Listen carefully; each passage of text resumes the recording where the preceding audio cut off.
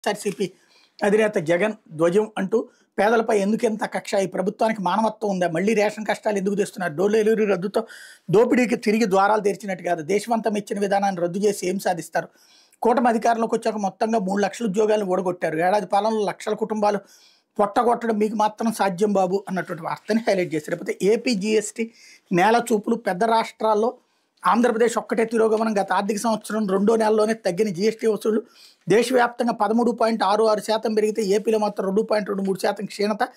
మే నెల జీఎస్టీ ఆదాయం 3,803 కోట్లకు పరిమితం, ఏప్రిల్ మే నెలలో 2.9% తగ్గుదల అన్నటువంటి వార్తని హైలైట్ చేశారు. ఏదైతే జీఎస్టీ క్రమంగా డౌన్ అయిపోతుంది అన్నటువంటిది, రాష్ట్రంలో కూటమి అధికారంలోకి వచ్చాక 2వ ఆర్థిక సంవత్సరం మొదలైన ప్రజల కొనుగోలు శక్తి పెరక్కపోగా రోజు రోజు క్షీణిస్తోంది. ప్రజల వద్ద డబ్బులు లేక వాణిజ్య కార్యకలాపాలు మందగించడంతో రాష్ట్ర జీఎస్టీ వసూలు నేల చూపు చూస్తున్నాయి. దేశవ్యాప్తంగా జీఎస్టీ వసూలు రికార్డు సృష్టిస్తున్నాయి. మన రాష్ట్రంలో ఏ నెలకా నెల క్షీణిస్తున్నాయి. 2025-26 ఆర్థిక సంవత్సరం మే నెలలోనూ జీఎస్టీ వసూలు 2% పైగా క్షీణించినట్టు కేంద్ర ఆర్థిక మంత్రిత్వ శాఖ తాజాగా విడుదల చేసి గణాంకాలు వెల్లడించింది. 2024-25 ఆర్థిక సంవత్సరం మే నెలలో 3,890 కోట్లు ఉన్న జీఎస్టీ వసూలు ఏడాది మే నెలలో 2.23% తగ్గి 3,803 కోట్లకు పరిమితమైంది. ఇదే సమయంలో దేశవ్యాప్తంగా స్థూల జీఎస్టీ వసూలు 13.166% పెరిగి 1.31 లక్షల కోట్ల నుంచి 1.49 లక్షల కోట్లకు చేరే. దేశంలోని అన్ని పెద్ద రాష్ట్రాలు గణనీయమైన వృద్ధి రేటు నమోదు చేయగా ఒక్క ఆంధ్రప్రదేశ్ మాత్రం తిరోగమనంలో పయనించారు. గమనారు దక్షిణాది రాష్ట్రాన్ని కేరళ, తమిళనాడు, కర్ణాటక అయితే ఏకంగా 20% పైగా వృద్ధిని నమోదు చేసినాయి.